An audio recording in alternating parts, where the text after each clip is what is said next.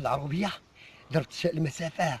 علاش؟ باش نشوف هنايا في العربيه حقاش المدينه راكم عارفين شتوني كليت العصا يجي بدا يضرب فيا. ها انت صبعي فدعوني فيه.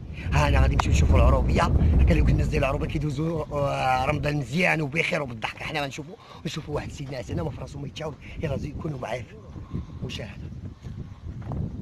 الله على برك الله. الله على الناس الله. الله الا حسدتوا عليها. السلام عليكم.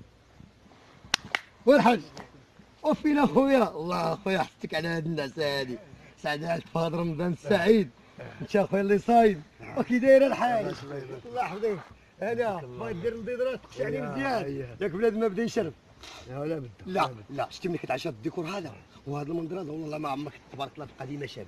فهمتي سعدات كنا خويتي واش كدوز هنا ديما رمضان تنشد الكونجيل. ناري سعدات عرفتي شحال ديال العصاك اللي تاخذ الحاج. انا عرفتي الا شديت لانترنت غنجي نشري. ان شاء الله زيدني عليك انا باقي ما عطيت كل انا فوزين السكر. مزيان باقي لي عامين نجي ان شاء الله. الله يسخر الى هي بقات في العمر ان شاء الله. الله يخليك الله يحفظك. شحال اليوم في رمضان؟ واش رمضان يا بلادي انا مثلا عرفت تيقول لي غدا العيد 27. سعداتك اخويا وتعيش شحال كنت ديال العصا. ولكن تعاودي شنو كتبغي تحك ما كيبقى يضرب فيك زوز. انا جيت نعاودك واحد النكته. نعم.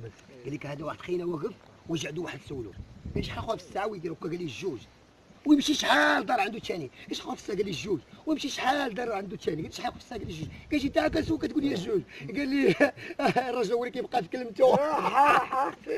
هذا واحد مكلخ قال لك غادي ويقول لي اجي نقطعوا الشاطي قال لي باش جيبوا لي المقاس. هذاك الشيء الكيته عندي.